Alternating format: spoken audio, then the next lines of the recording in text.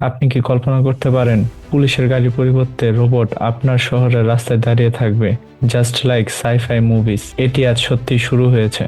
আপনারা অনেকেই cinema RoboCop দেখেছেন, যেখানে রোবট পুলিশ অপরাধ দমন করে, কিন্তু আজ তা শুধু ফিকশন নয়।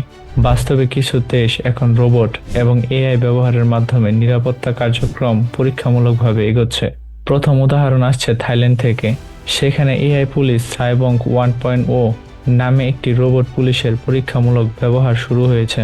এই রোবটটি 360 ডিগ্রি ক্যামেরা ব্যবহার করে চারপাশ পর্যবেক্ষণ করতে পারে, এআই দিয়ে মুখ শনাক্ত করতে পারে, এমনকি সন্দেহজনক ব্যক্তির তথ্য সঙ্গে সঙ্গে কমান্ড সেন্টারে পাঠিয়ে দেয়। চীনেও কিছু শহরে গোলাকার পেট্রোল রোবট দেখা যায়, যারা রাস্তায় ঘুরে বেরিয়ে নিরাপত্তা পর্যবেক্ষণ করে, কোনো অস্বাভাবিক পরিস্থিতি দেখা দিলে তাৎক্ষণিক সতর্কবার্তা দেয়।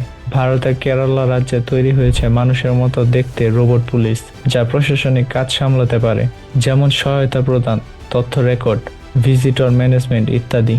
এগুলো শুনে মনে হতে পারে রোবটরা কি তবে মানুষকে প্রতিস্থাপন করে দেবে? না, এখনো রোবটরা পুরোপুরি পুলিশের মতো অপরাধ দমন করতে পারে না, বরং তারা মানুষকে সহযোগিতা করে। রোবট পুলিশের কাজ হচ্ছে নজরদারি করা, সন্দেহভাজনকে শনাক্ত করা, ট্রাফিকে সহায়তা করা, রিয়েল টাইম ডাটা পাঠানো।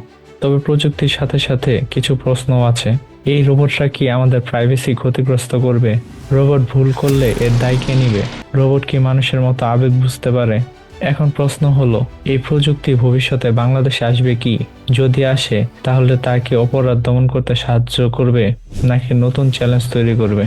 ভাবুন তো, স্টেশনে, বাজারে, পার্কে, এমনকি রাস্তায় রোবট পাহারা দিচ্ছে। আপনার মতামত অবশ্যই কমেন্টে জানাবেন। আর যদি ভিডিওটি ভালো লাগে লাইক দিন, সাবস্ক্রাইব করুন, আর ভবিষ্যতে এমন প্রযুক্তির আপডেট পেতে বেল আইকন চাপুন।